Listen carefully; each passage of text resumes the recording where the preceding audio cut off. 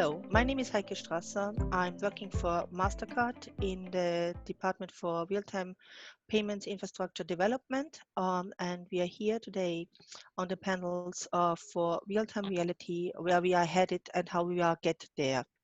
Today, I'm here on the panel with Nida Sattar from JP Morgan, Marjan Delatinne from Ripple, and Kate Frankish from Pay.uk. And before we start the discussion about the real-time reality, I want to give everybody the opportunity to introduce themselves and how they are doing today, especially with this new environment and working in this environment, and how we are coping with this new behavior in this time of COVID-19. And now I want to hand over to Nida to introduce yourself. Great. Thank you so much for the introduction, Heike. Good afternoon, everyone. My name is Nida Sattar. I'm the product lead for real-time payments at JP Morgan. Most recently, over the last 2 years, I've been working on the project to develop our SEPA instant product proposition. So that's been a really exciting time for me personally. I'm really, really honored to be here on this panel with all of you to discuss where real-time payments are headed. I think, Heike, to answer your question around how it's been and the adjustment around working, I have to say it's been a real massive adjustment, to say the least, and I'm sure I speak for everyone when I say that. Personally, for me, having a flexible routine is something that's been really helpful, and the reason I say flexible is because I feel like I need to be more patient with myself. I can't apply the same pressure on myself to be as productive as I used to be, before, in a normal, healthy working environment. It helps to give space to yourself, but also to others around you. It helps build that empathy that all of your colleagues are going through the same thing. So it's an extremely humbling experience as well, because we're all in this together. But again, I think it's really cool that we can use technology in such an efficient way, and that we can stay connected and actually build a community in a very, very new way. But it's difficult, Marjan, how's Yes, with you? hi. Yes, well, thank you for the short intro. Marjan Delatinne, I'm the Global Head of Banking at Ripple. So my main, I would say, mission the last 3 years that I joined Ripple is really engaging with the banking community and ensuring that the value proposition of the blockchain and Ripple is understood. I think being virtual has been part of our life for some times, but with pandemic, I think this is becoming a reality, and I think our brain is very fast to adapt to this change. From my side, I'm just from the personal point of view, I'm pleased to be with my family because I have been traveling around a lot since last 25 years. So that's a good part, I would say, of the pandemic. Nevertheless, I think what is important is to keep the contact with the customers and ensure that we continue the business as we did before. And there are certain adaptations that we need to do, but so far so good, I would say. I would say that as it is really globally impacting the whole world, I think we are sharing a very strong, actually, feeling with every people, and it's very important that the rest of the world understands that we are in the same path. So I really appreciate. It's a new experience, and I think there will be many good things coming out of that, hopefully. Thank you, Kate. Yeah, hi, Kate Frankish from Pay.uk. I am Director of Standards and Strategy in Pay.uk, and recently have moved over to the MPA programme to be the product owner as well. So we're just working through how we focus on the new payments architecture. It's our key strategic deliverable for us and the UK retail payments market. Obviously, it's a massive programme of work and really, really important. Obviously, we're having to do this as well as everybody else within a new environment of working digitally and working virtually. And Pay.uk has been quite a traditional company up until now, where a lot of our meetings are done face to face.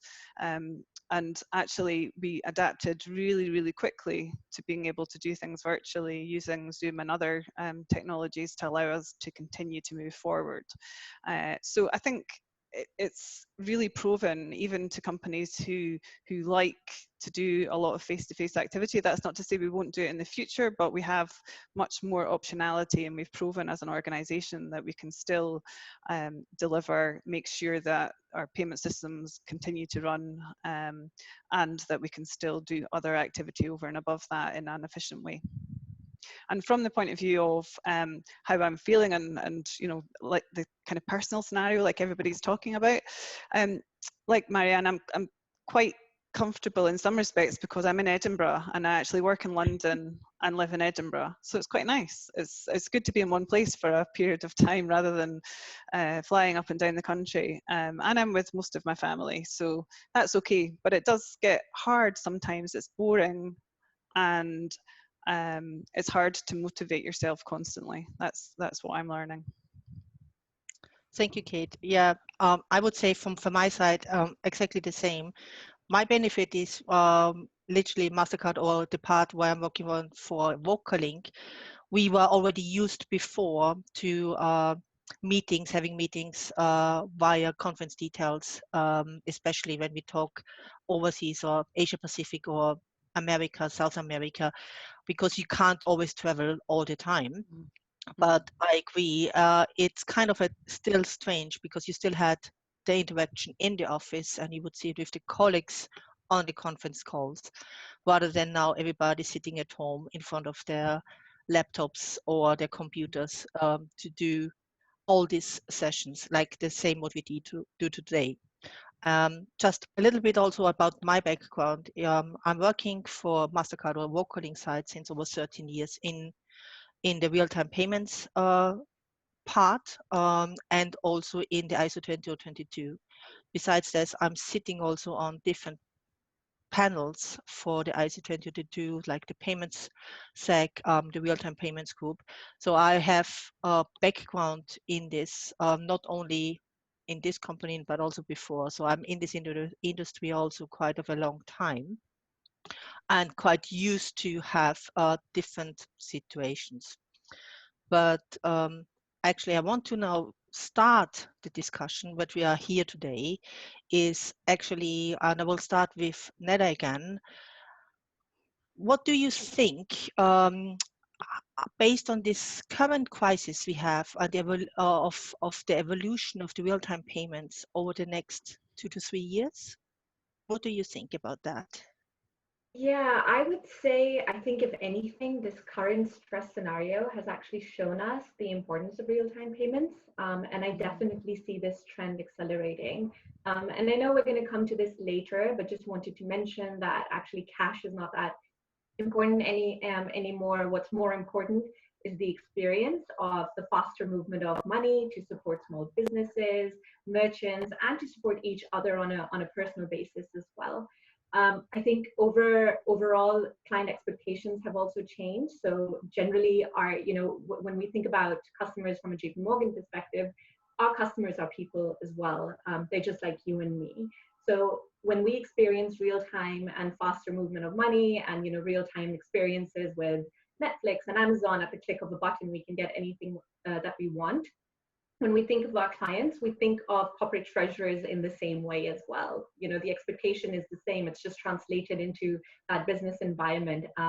So all of us need to be ready. We need to be ready with multiple real-time payment schemes that are coming up over the future.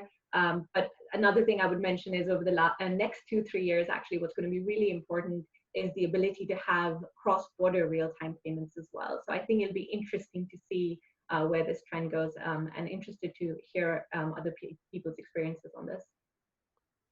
Thank you. Yeah, Marjan, what do you think does the COVID-19 has the impact on real times?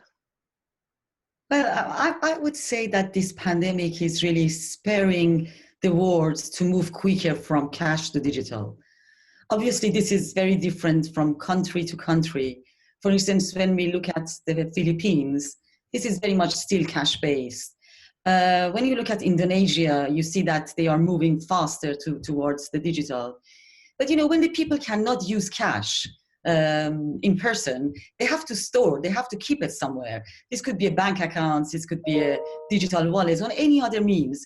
And what we see is, according to certain studies, and especially coming out of this COVID-19 crisis, and it was one of them was quoted actually in March by BBC, that the decline of the cash, if it continues at the same path, probably by 2026, the cash will end. I'm not saying that this will happen, to be honest. I think much depends actually how we will manage this crisis. But what is important, and I think it's coming back, is that the people that were less digital savvy, now they are moving towards becoming more digital in different ways. And obviously money is an important angle of that, because we are surviving with money. And we see that even in UK, for instance, small businesses that they were only accepting cash, now they are moving towards credit cards. So I think this pandemic, or this crisis, as it continues in different forms, and hopefully we will manage that soon, will have an impact on the way that the digital will become a reality in our life. Perfect. I agree. The digital, and especially in the UK, you can actually see that the cash is going down. And I think in the UK, we have quite of a long-standing experience already with real-time. And actually that gives me a good introduction to also over to the next questions for Kate. Maybe Kate, you can give us an insight of the customer experience, especially in the UK, on the faster payment solution, which actually is running live in the UK since over a decade already, and has quite of a significant benefit for all the different consumers and corporates. Yeah, so obviously you touched on faster payments was launched, it was over 12 years ago that it was launched in the UK, and it was a kind of world leading capability, with most payments being made within seconds, and even indirect participants to the scheme are able to make payments within minutes, from one account to another. So we've seen lots of different use cases for faster payments. You see small businesses, I pay my window cleaner, for example, via a faster payment, and it's much easier because I don't ever see him. And I think before then all he accepted was checks, which was really not an easy thing to actually get to them. People pay their friends if they go out for a meal or whatever through PM, other options which actually use faster payments as the rails to run the payment system through. And we've started to see new propositions emerge through open banking, like Amex's Pay by Bank Transfer, which uses faster payments and a customer allowing Amex as a third party to actually make that faster payment flow. So we're starting to see different use cases for faster payments than we have done previously. We're also seeing a call for limits to be increased in the faster payment space, but we also understand that unlike cards, there's no consumer protection for faster payments. So again, with UK Finance and our participants, we are working on understanding what should that look like, what does the market think should be in place in that space, and our role as Guardian is really to help surface any detriments that we see happening through real-time payments or any of our other schemes, and actually try and get the market to work together to provide a solution. Thank you. I think you mentioned quite of a very unique development, which you said the PayM, which is an initiative which I think was started with the bigger banks, but was then rolled out by Payment.uk, or at the time it was Payments UK, to make sure. Yes, that's quite a very confused. But I think this was quite of a one significant improvement of the usage of real time, and I think again, UK was in the forefront of this. So yes, I think the customer experience utilizing the faster payment infrastructure was very good. You also mentioned literally all the electronics and other functionality, the same as Marjan. And Nida, you mentioned it before a little bit, cash. And if you talk to different people, and if I talk to my parents, which quite elderly, they're saying, no, cash. We always will have cash. And I know my mom, up till recently, never had a bank card, or she had a bank account, but literally she went there, picking up the money in cash and had the cash. So Nida, what do you think in the future with the cash, how important, how we can see this, and what are the options to cash could provide real-time payments to these different communities? Yeah, I think it's an important question, especially at this time and in this stress situation, right? We're all living proof of the fact that actually cash is less important in a scenario like this. And you do really need real-time payments because you also need that real-time liquidity on the back of it. I think people are strapped and they need that optionality. The other trend that Marjan and Kate both touched on a bit was around cash and checks and the usage that's been falling generally. I think key over here is to differentiate between usage in bigger cities like London, but also in smaller cities. So as an example, I think this was last year that the UK government did a test, which was for 3 weeks, don't use any cash and see how far you actually get. This was UK wide, and us as a team took part in that initiative. And for someone like me living in London, I think 3 weeks passed and I didn't use cash once. And that was the experience for most people. But we do have colleagues that are all over the UK, not in London. They had to use cash quite a lot. And then we also have European colleagues. So for example, in Frankfurt, they were still, a society that was using cash heavily. So I think it's different trends and it's moving at a very, very different pace. I think what would be really important is the role that iPhones or generally phones and smartphones and tablets are playing in the role of eliminating the use of cash altogether. Where we see internet usage and smartphone usage increasing, I think we're going to see the usage of newer types of payment methods, whether it be real-time payment methods or not, but electronic payment methods at the very least increase overall. It's also key to differentiate that obviously in the Western market, you would expect that with smartphone usage increasing, that the trend would be that cash would be used less. But I think it was Marjan who mentioned the example on Philippines, again, very, very key. When you have a population or a number of people who don't have access to that infrastructure or access to the internet, it becomes increasingly difficult, and you need solutions for that to be able to keep cash relevant for that society, or at least move them to that electronic payment method. One other important point to note is for fraud and anti-money laundering. I think electronic payment methods, we all know, create a more secure financial system as well. So we're going to see the trend towards and generally the push from governments moving towards more electronic payment methods, because cash and checks come with their own set of issues. So yeah, overall, agree completely that we're going to see the trend on real-time payments increasing, and at the same time, traditional methods of payments decreasing overall. Excellent. Yeah, I think this is quite of a reality at the moment, and I think not only a top hot topic, but I think another very linked to real-time payments and discussions throughout different industries and different communities. And one I picked out was the request for payment, which is not really a real-time payment, but is literally a functionality who enables real-time solutions to respond quite easily to a request. And this can be initiated by businesses, consumers, or even utility companies.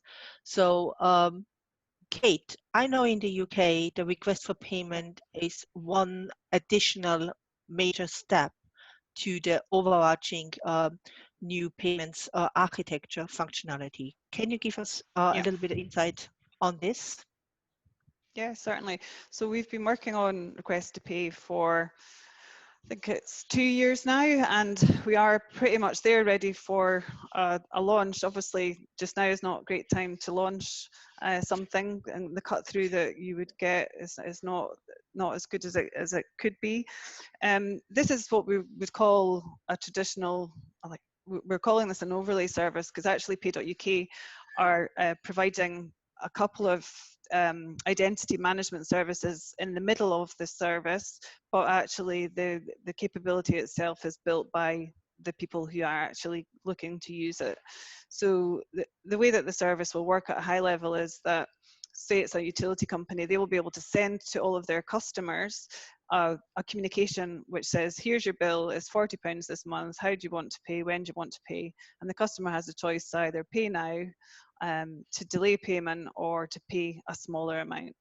And so the idea is that rather than a direct debit which is taken from your account and you as a consumer don't have control over that, other than having signed a mandate and knowing what you're paying, it's giving you the choice at the point in time to make the choice about making that payment.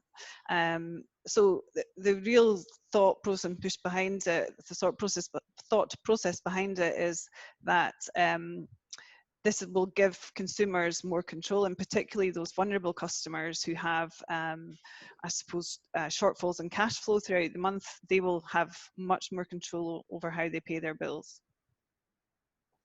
Excellent. It looks like this is very consumer friendly. But my question that I'm handing over to Marjan now, how do you see request for payments done in an international world, or how we can focus internationally on that? Well, thank you for the question. I think it's even more complex, because when you talk about the request for pay, you're as well talking about the rich set of data requirements. And I think this is make it probably more complex. And also there are some legislation like FATF travel rule guidelines that are important as well, at least in the international space. And those vendors that are thinking very proactively about these two angles are actually more advanced, I would say, in whatever offer that it is going to be in the international space. When you look at actually the current fragmentation that exists in the international space, it's in various levels. One level probably is around the format of the message, that you have different formats. Of course, you have Swift, MT formats, you have nuances of every kind of formats that makes that very difficult to interoperate. But it's not only about limited to the format. You are also living with different networks. So when we are talking about the complexity or a function like request for pay, we immediately tend to think about ISO 20022 to make that really works. And ISO 20022, I think, has its own, let's say now, footprint, at least more and more in the international, or of course in the local real-time space, but it's becoming as well de facto standards for moving towards real-time. I think there are 70 countries that have already adopted. Obviously this trend continue to be the case. So when we are talking about interoperability, especially in the let's say cross-border space, the interoperability is not only limited in terms of the message or format, but it's also in terms of how the different level of the data will be moved from one network to another.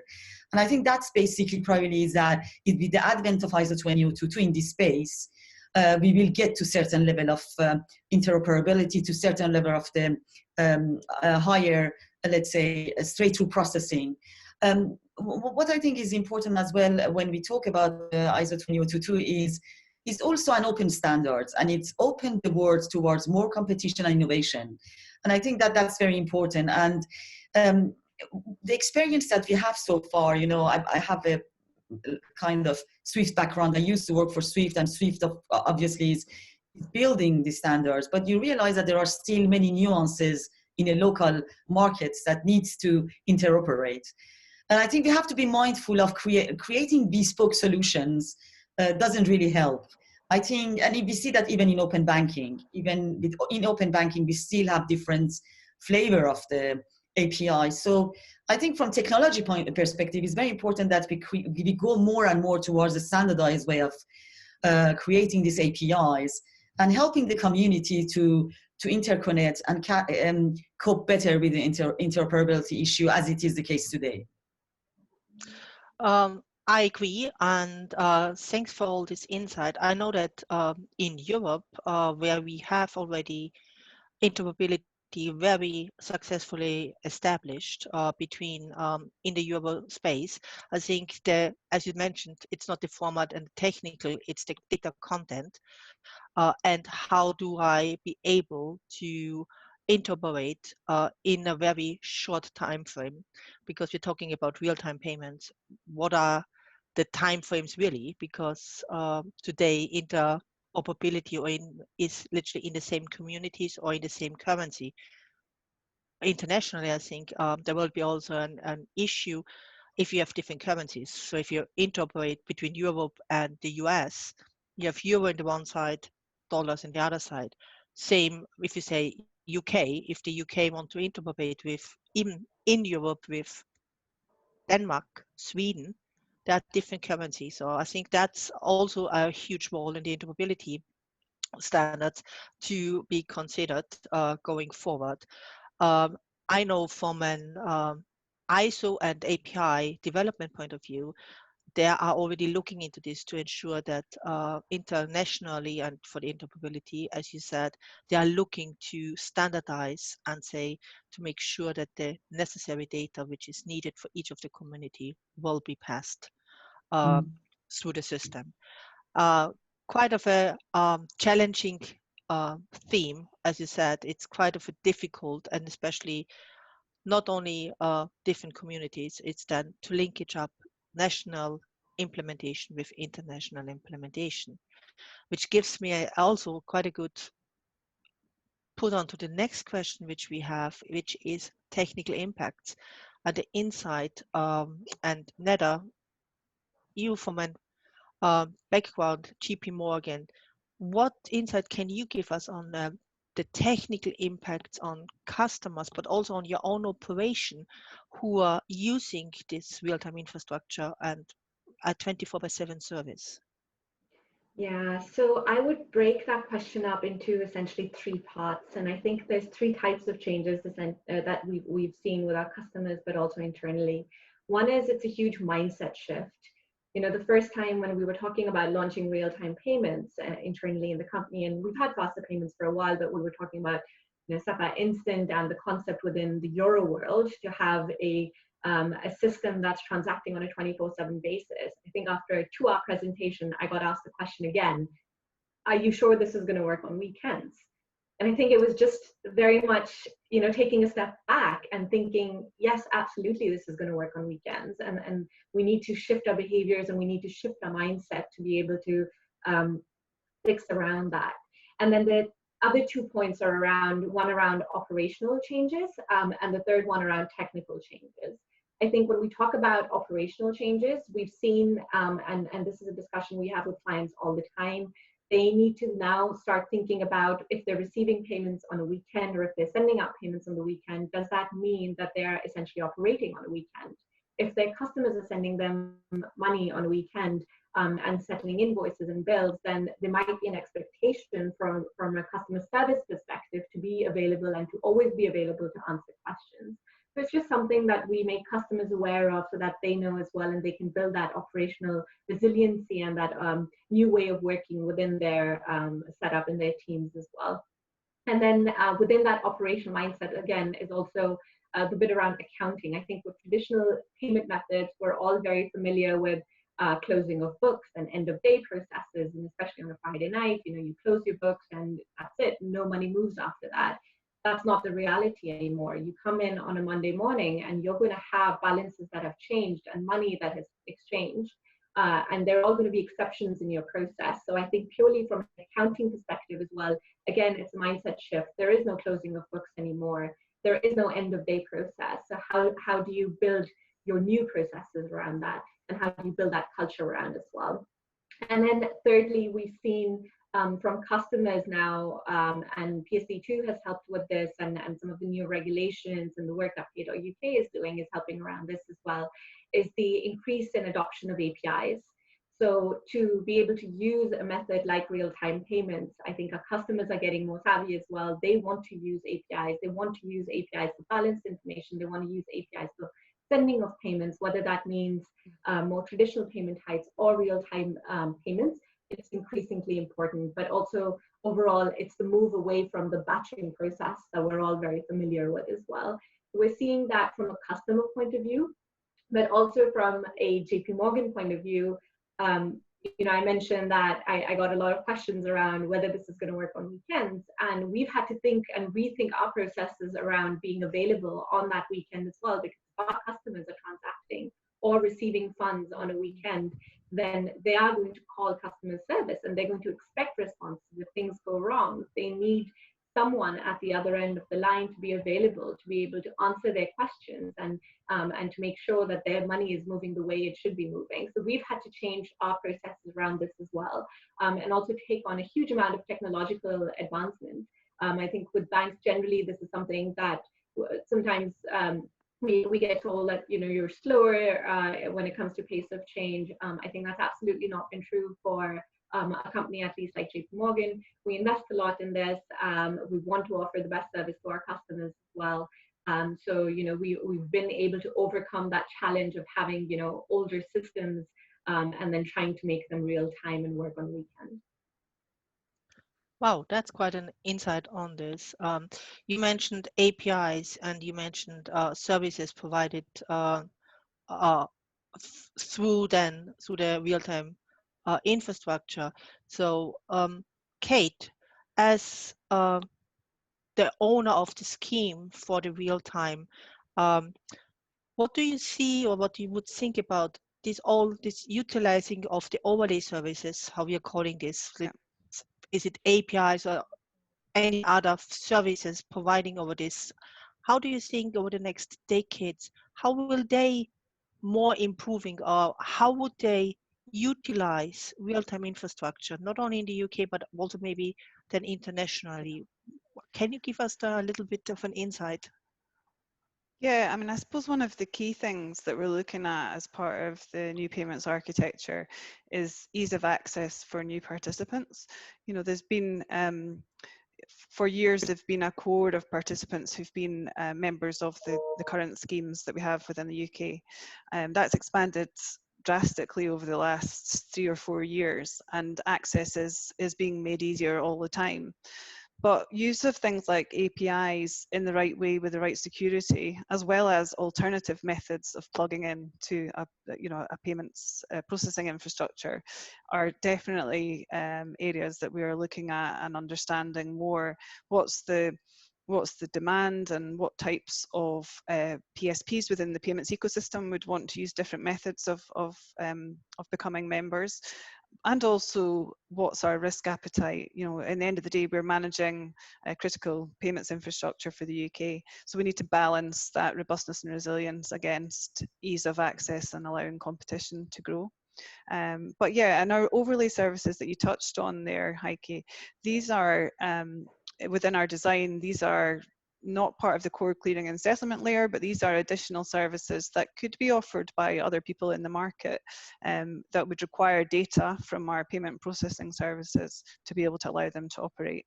So we're looking at a whole host of designs here, and we'll be working with our participants to actually work through those and understand what is and what's not required from a service into the market perspective over the next year or so. Excellent. I know that a lot of other industries, and we can see this in different jurisdictions or different communities, that when a real-time infrastructure is stable and established in the community, these overlay services or this competitive layer is coming up more and more. And we know that is also something which Europe wants to introduce to make sure that infrastructure is stable, and then the overlay services are the ones who are actually at a competitive area. And I think that's going forward, and in the next few decades, I think we will see more and more of this, how we call third-party provider overlay services functionality, and quite clearly also from my point of view, from a Mastercard Vocaling point of view, we see this quite heavily coming up in especially Asia Pacific. They are quite innovative to get these services done. Yeah, I think interesting times coming towards us, especially from infrastructure point of view, but also then I would say from bank's point of view as Nida, JP Morgan, and other stuff, other banks and financial institutions and service providers. I think we talked quite a lot about technical interoperability, future of usage of the real time. But I think there's also another angle which we most of the time probably forget what's really important in a real-time environment, and is actually the liquidity angle and the usage of the management of liquidity. And Marjan, can you give us here, especially about liquidity management, some insight how this is working around real-time functionalities? Yes, indeed. I think, as you rightly mentioned, is a hidden part of any transaction at the end is that the fuel needs to be there in order to execute the transaction. I think liquidity for me is that. And when we talk today about, especially cross-border, you know that most of the cross-border transactions are through the correspondent banking. And correspondent banking is a system that it is still not working on a, let's say, more dynamic liquidity management. Is still based on certain deadlines and treasury deadlines that has not changed, even if there are some transactions that are happening in real time. So clearly when you are talking about the way that the transactions or the liquidity is happening in the cross-border is the pre-funding, which is very important. So that means that you pre-fund, you send the liquidity to the destination account in order to ensure that the transaction is settled.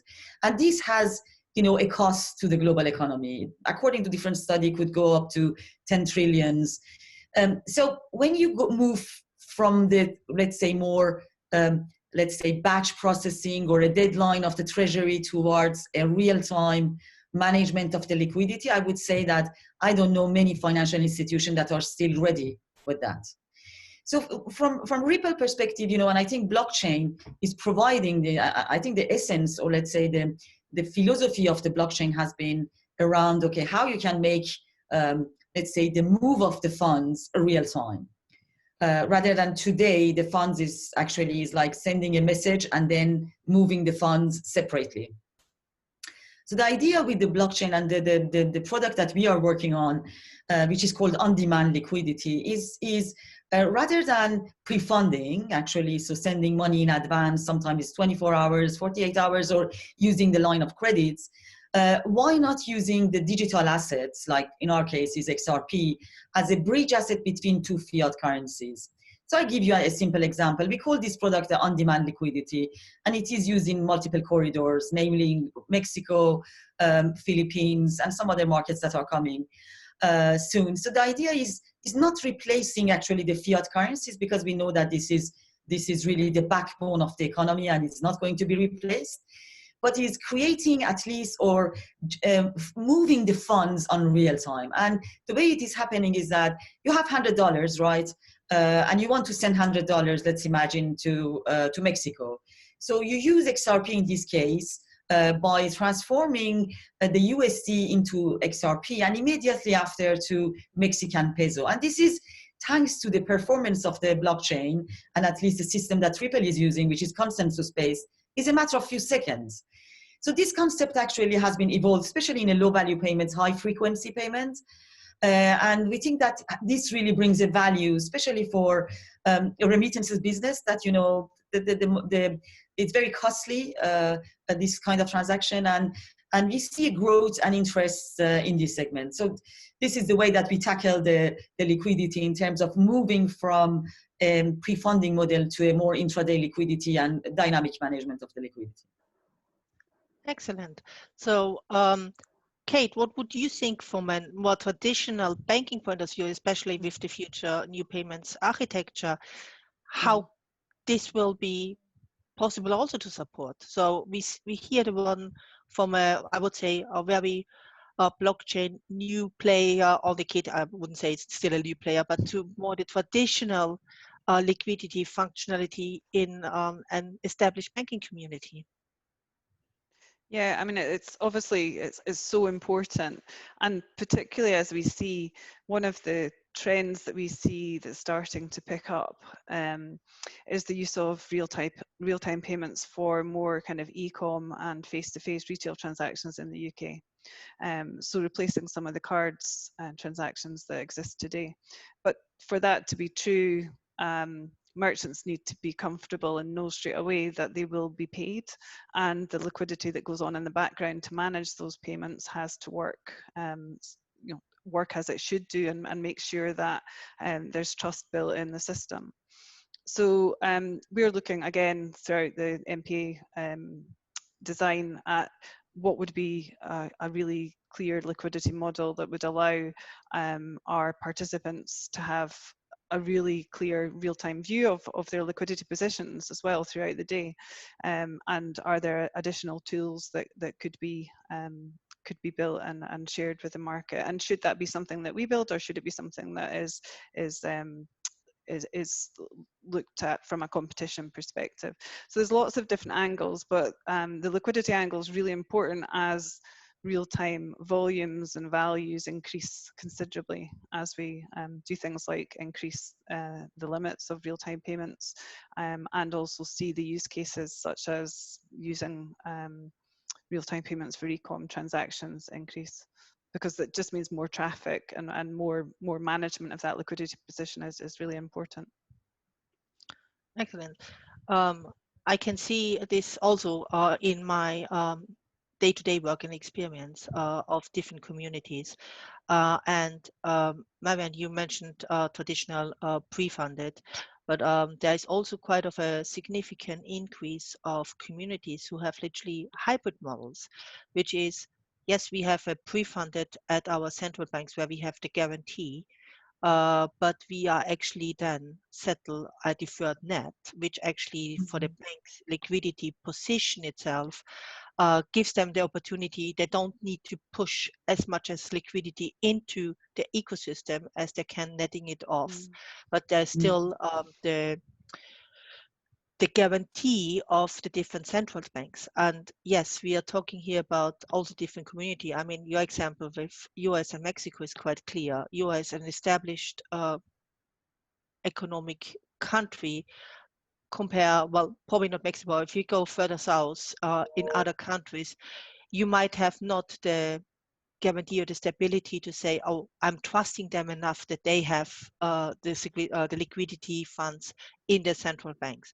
But if you're coming to really established community, and we talk about actually Europe, where we know France actually has the same model, and they are applying this model also for their SEPA instant real time.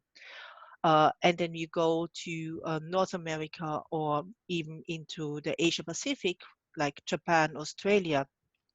They are already also discussing how we do, especially on the liquidity side, to interoperate to make sure that this could work in the future. So quite interesting, all the different aspects. And as I would say, there is different models, and not every model fits for everyone, but there are different models coming up to support, because technically real time, I think you can do it today. That's not a problem. I agree. Liquidity, how is the funds getting transported, is something very, very settled. And then you have all the different national regulatory requirements for this, and the reporting, which quite part, or is still part of the overarching functionality you want to provide.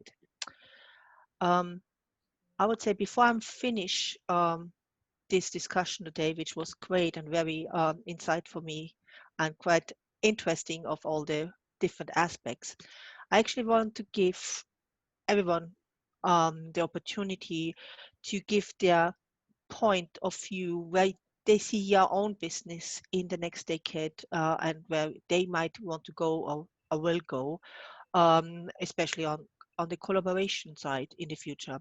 I would start with Nida. Can you give us your thoughts on this? Yeah, absolutely. So from a JP Morgan perspective, we're very focused on innovation. We're always at the forefront of innovation. It's always at the top of our minds. As a company, we've spent over the last couple of years, consistently over $10 billion in technology every year, because that's where we think the world is headed, and that's how important it is. So I would say we're always on the lookout for new methods, new schemes, new types of use cases. So, you mentioned e-commerce companies, how could they use some of the new, more innovative things that are coming out of the regulation, whether that be request to pay, whether that be using blockchain for liquidity management or blockchain for actual movement of money on the back of it. That's all something that JP Morgan is heavily looking at, invested in as well. But I think key to note over here is your point around collaboration. I see more of that happening in the future between established participants, but also keeping in mind the newer participants that are coming into the market, especially around, PSD2 and some of the regulations that are making it easier for newer participants and fintechs to come into the market. That's going to be really, really important. JP Morgan itself runs a fintech innovation lab internally as well. So we invest in this, we're interested in this, we want to partner on this, and we want to design products for the future. Excellent. Marjan. Well, I would just add a few lines around the fact that I think the collaboration between fintechs and banks and incumbents will continue, and it becomes probably even more important. I think the crisis came out with some clear message around that. Even we see that how the things are happening in domestic level with the supports that governments are doing or giving to retailers and small businesses, is that probably we need a better payments experience and better payment systems in the world. And I think this will continue to be part of the agenda moving forward. From Ripple perspective, we are really quite engaged, and I would say we are stream ahead with our customer base in terms of helping them and bringing new corridors that are, let's say, more complex today in terms of the cross-border transactions and using this on-demand liquidity that I mentioned to those users. So yeah, I think the moving towards digital is becoming more and more part of the agenda of the world. So good for organizations like us. Thank you. Kate. Yeah, so for Pay.UK, we'll certainly have delivered the NPA and be well into the run phase. We'll have a more efficient organisation. Onboarding for new entrants will be much slicker and easier. And I think one of the key things that we need to make sure we have is real scalability, because as I touched on, some of the trends that we're seeing happening in consumer behaviours could mean that our volumes scale at pace, and we won't necessarily have the same kind of ability to get those volumetrics right on an ongoing basis, because consumer behaviour can swing. And if somebody brings out a really killer type proposition through open banking, for example, then who knows where volumes could go. So that's really, really important to us. The other things, so we've got three roles as Pay.UK. Our key role is the payment system operator, which is all about managing and running robust and resilient payment systems. The next role is guardianship, and that's more, it's wider, it's making sure that we manage systemic risk in the UK payments environment, wider than our directly connected participants. And the third role is market catalyst, and this is where we are just really starting on a journey to facilitate new types of payment propositions in the market, not necessarily deliver them, because we're not always at the centre going to deliver things, but we see our role very much to work with PSPs and fintechs, etc., to try and see if there are detriments. We see consumer detriments, for example, could we help with thought leadership, the market actually come up with solutions for those, or there may be times where we actually do step in and deliver product. So that's really the next exciting steps for Pay.UK as we move forward. Excellent, thank you. Well, yeah, from my point of view and from a Mastercard point of view, I think we're still aiming to make it possible to get out and give everybody the possibility to have a banking or be banked.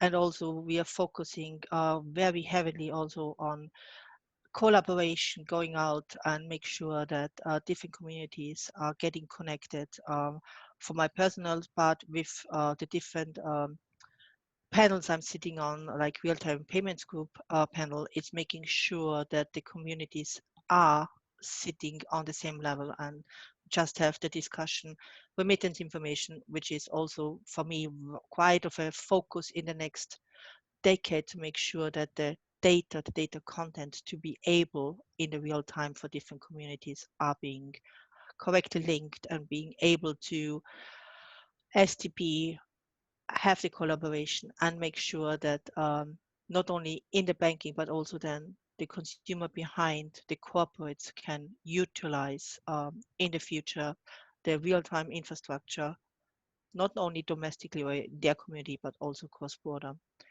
I would say really a great thank you for joining me today on this panel, and I'm looking forward to see you once face to face, as we are just met over the electronic devices, but also maybe we have sitting together on another panel in the future.